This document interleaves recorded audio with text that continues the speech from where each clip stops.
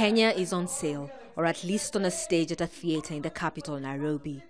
This is a rehearsal of a satirical play showcasing the country's political uncertainty over the repeat presidential election and what's at stake. Personally, I've come just here to get freedom of speech.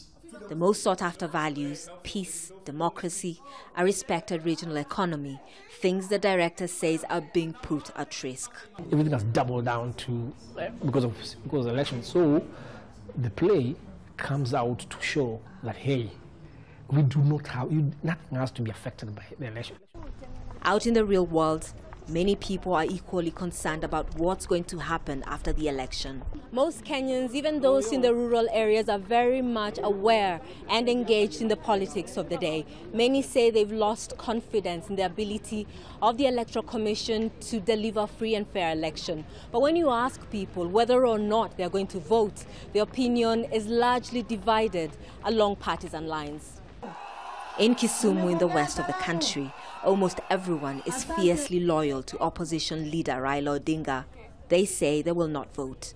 Here the governor visits the family of a 17-year-old boy said to have been shot by police.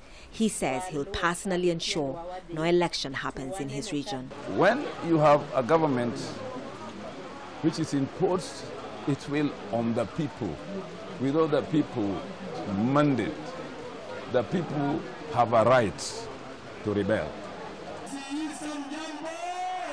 Uhuru Kenyatta's supporters are keen to vote, but there is concern about the Electoral Commission itself. A commissioner has resigned, the CEO has taken a leave of absence, and the chairman says the commission is under siege from outside influences, and he cannot guarantee a credible election in the current polarized environment. Unfortunately, what we have now is essentially a dialogue of the deaf. Both sides are talking at each other rather than with each other. The most ideal situation would be for a party, especially the Electoral Commission, to go back to the Supreme Court and seek a binding authoritative advisory.